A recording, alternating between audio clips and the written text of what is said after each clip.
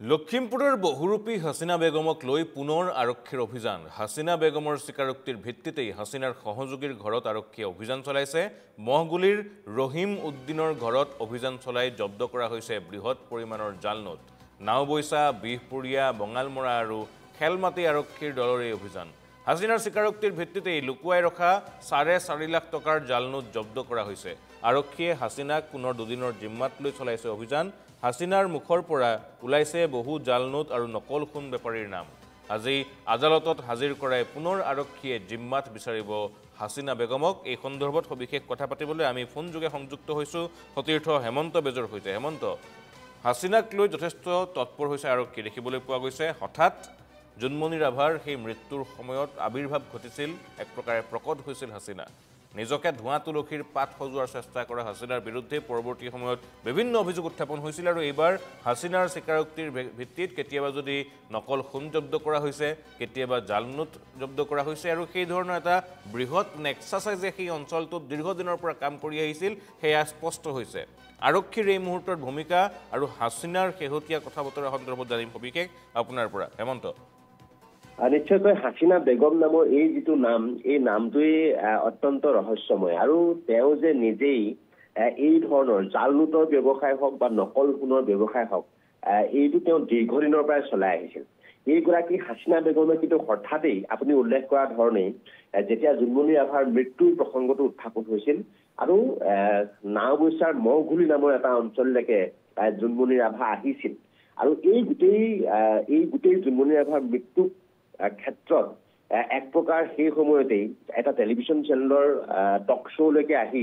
তেওঁ এক প্ৰকাৰ বিস্ফোৰণ ঘটাইছিল যে এই গোটেই ঘটনাৰ আঁৰত আৰক্ষী শীৰ্ষ পৰ্যায়ৰ লোক জড়িত আছিল। এই ধৰণৰ কথা কৈ তেওঁ কিন্তু গোটেই ঘটনাক্ৰমটো এটা বেলেগ ফাললৈ লৈ গৈছিল আৰু সেইগৰাকী হাসিনা বেগমেই নিজকে কিন্তু ধোঁৱা তুলসী পাত সজাই এক প্ৰকাৰ তেওঁ যেন কোনো দুৰ্নীতি, কোনো এই ধৰণৰ তেওঁ কলা ব্যৱসায়ৰ লগত জড়িত নহয়, এই ধৰণৰ তেওঁ কিছুমান নাটক কৰিবলৈ ল'লে। কিন্তু আৰক্ষীয়ে এই গোটেই ঘটনাক্ৰমটো নজৰত ৰাখিছিল আৰু অৱশেষত এইগৰাকী হাসিনা বেগমক যোৱা 10 আগষ্ট তাৰিখে গুৱাহাটীৰ এখন লজৰ পৰা তেওঁ গ্ৰেপ্তাৰ কৰে, লগত তেওঁৰ এজন সহযোগী আছিল। আৰু এতিয়া হাসিনাক গ্ৰেপ্তাৰ কৰাৰ লগে লগেই তেওঁ সোধপোছৰ পিছত, জেৰাৰ পিছত এতিয়া প্ৰত্যেকটো স্থানতেই যি হাসিনা বেগমে নাওবৈচা, বিহপুৰীয়া, বঙালমৰা আদি বিভিন্ন অঞ্চলত তেওঁ যিহেতুকে এই ধৰণৰ কুকাৰ্য চলাই গৈছিল, এই ধৰণৰ অনৈতিক কাৰ্য চলাই গৈছিল, এই গোটেই ঘটনাক্ৰমবিলাক কেনেকৈ ক'ৰ পৰা হয় তেওঁৰ স্বীকাৰোক্তিৰ ভিত্তিত ইতিমধ্যে আৰক্ষীয়ে গোটেই অঞ্চলবিলাকতেই ইতিমধ্যে তদন্ত চলাইছে আৰু এতিয়া সকলো কথা যেন পোহৰলৈ আহিবলৈ আৰম্ভ হৈছে। ইতিমধ্যেই কালি যিটো ঘটনাক্ৰম, তেওঁৰ স্বীকাৰোক্তিৰ ভিতৰতে প্ৰায় 4.5 লাখ টকাৰ জাল নোট তেওঁৰ পৰাই জব্দ কৰা হৈছে আৰু এইগৰাকী হাসিনা বেগমে যে দীৰ্ঘদিনৰ পৰা এই ধৰণৰ অনৈতিক কাৰ্য চলাই আহিছিল, কিন্তু তেওঁ নিজকে আকৌ কোনো ধৰণৰ এই ধৰণৰ অনৈতিক কাৰ্যত লিপ্ত নহয়, এই ধৰণৰ এটা তেওঁ ইমেজ বনাই পেলাই ঘূৰি থাকিবলৈ যত্ন কৰিছিল। কিন্তু অৱশেষত আৰক্ষীয়ে সেই গোটেই কথাবিলাক তদন্তলৈ আনিল আৰু এতিয়া হাসিনা বেগমে যে নিশ্চিত বিপদত পৰিছে সেই কথাটো জলজল পটপট হৈছে। হাসিনা বেগমে যে দীৰ্ঘদিন ধৰি বঙালমৰাৰ এই সংখ্যালঘু অধ্যুষিত অঞ্চলবিলাকত যে এই ধৰণৰ ঘটনাক্ৰমবিলাক চলাই আছিল সেই কথাটো নিশ্চিত হৈছে। আৰক্ষীয়ে ইতিমধ্যেই এই বৃহৎ নেক্সাছটোৰ বিষয়ে বৃহৎ পৰিমাণে তদন্ত আৰম্ভ কৰিছে, খুব কাঢ়া তদন্ত কৰিছে আৰু সময়ত ওলাব আৰু সময়ত আৰু বহু এই ধৰণৰ নেক্সাছত জড়িত আছে। গোটেই নেক্সাছটোৱেই কেৱল হাসিনাৰ মুখেৰেই গোটেই কথাখিনি প্ৰকট হ'ব আৰু নকল সোণ, জাল নোটৰ যে এটা বৃহৎ চক্ৰ আছে সেই চক্ৰটো আৰক্ষীয়ে তদন্তত সকলো পোহৰলৈ আহিব বুলি লখিমপুৰবাসীৰ ৰাইজেও আশা কৰিছে। হেমন্ত, দেখিবলৈ পোৱা গৈছে আপুনি উল্লেখ কৰা ধৰণে জোনমণি ৰাভাৰ মৃত্যুৰ সময়ত কেইবাগৰাকীও আৰক্ষী বিষয়াৰ নাম লৈছিল হাসিনা বেগমে। আৰক্ষী এক প্ৰকাৰে গোটেই ঘটনাটোত জড়িত আছিল বুলি ক'বলৈ চেষ্টা কৰা হৈছে আৰু পৰৱৰ্তী সময়তো এটা তথ্য পোহৰলৈ আহিছিল যে বিভিন্ন প্ৰকাৰে আৰক্ষীকো ব্যৱহাৰ কৰিছিল হাসিনাই আৰু হাসিনাৰ কথা মতে আৰক্ষীয়ে যদি কাম নকৰে তেন্তে সেই আৰক্ষীৰ বদলি কৰাৰ ভাবুকি দিয়া হৈছিল বা সেই আৰক্ষীৰ বিৰুদ্ধে ব্যৱস্থা গ্ৰহণৰ ভাবুকি দিয়া হৈছিল। হেমন্ত, নিশ্চয়কৈ সেইটো এটা খুব গুৰুত্বপূৰ্ণ প্ৰসংগ। চাওক, হাসিনা বেগমে যি ধৰণে হাসিনা বেগমৰ দৰে যে কিছু চৰিত্ৰ সমাজত মূৰ দাঙি থিয় হ'ব পাৰে, তাৰ অন্তৰালত কিন্তু কিছু বদনামী আৰক্ষীও যে নাই সেই কথাটো ক'ব নোৱাৰে। কাৰণ এই যে নকল সোণ বা জাল নোটৰ ব্যৱসায়টোৰ ক্ষেত্ৰত একাংশ বদনামী আৰক্ষী বিষয়াৰ নামো জড়িত হয়। সাংগু পাংগু আৰক্ষীৰ নামো জড়িত হয় আৰু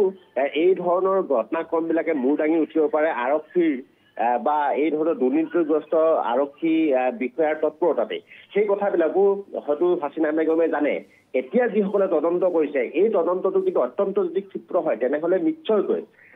আৰক্ষীৰ বহু ৰৌগৰালী হওক বা আৰক্ষী সৰু একেবাৰে নিম্ন স্তৰ বা বিভিন্ন স্তৰৰ বিষয়াই হওক এই যে নকল সোণৰ জাল নোটৰ ব্যৱসায়ৰ লগত জড়িত আছিল এই কথাখিনি পোহৰলৈ আহিব সেই কথাটো এক প্ৰকাৰ নিশ্চিত মুঠৰ ওপৰত তদন্ত এই মুহূৰ্তত খুব ক্ষিপ্ৰ হ'ব লাগিব ইয়াত আৰক্ষী বিষয়াৰ নাম আহিব পাৰে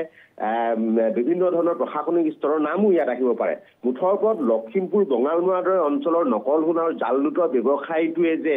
এক প্ৰকাৰ সমগ্ৰ অসমৰ উত্তৰ পূৰ্বাঞ্চলৰ এই অনৈতিক যিটো চক্ৰক যে চক্ৰৰ যে এইটো